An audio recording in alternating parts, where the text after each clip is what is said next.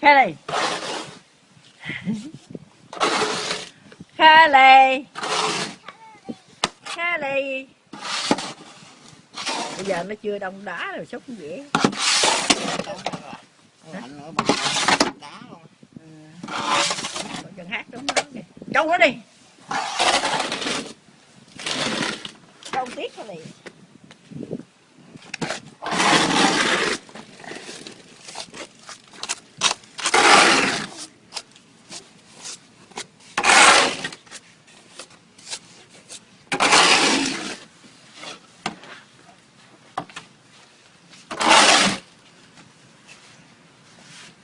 Cái này lạnh không ra đây, Mặt đỏ rần luôn. bạc nó phải đỏ thôi.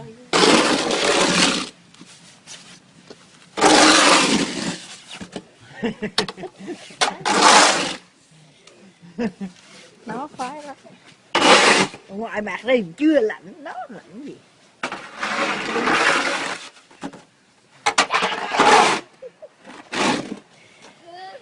Mà cái này okay.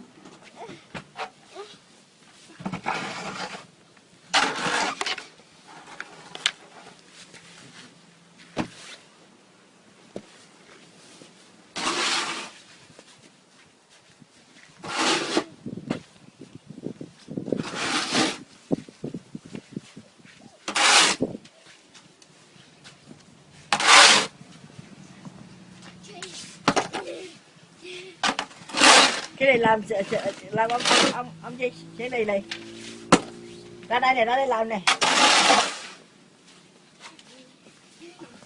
Quay xuống đất nè.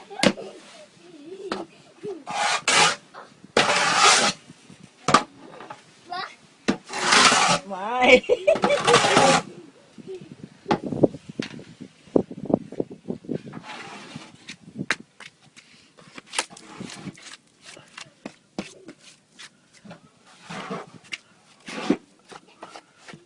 đúng là tiết trắng như ba bông, tiết trắng như ôi mày.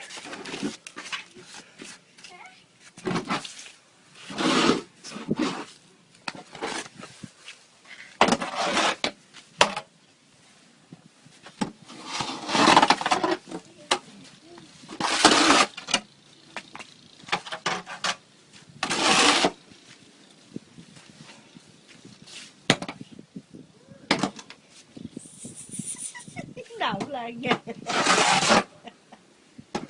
có nữa nó lì nó lì chi cũng lì bắt cái nhây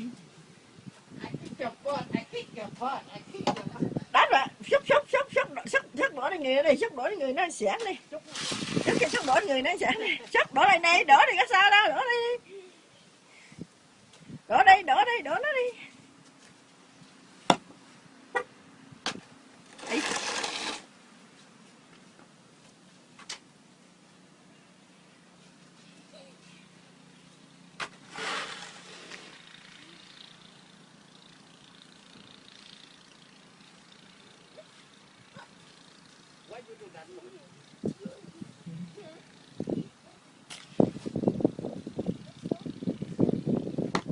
Gió tới thì nó lạnh, mà nó không gió thì nó không lạnh. Oh my.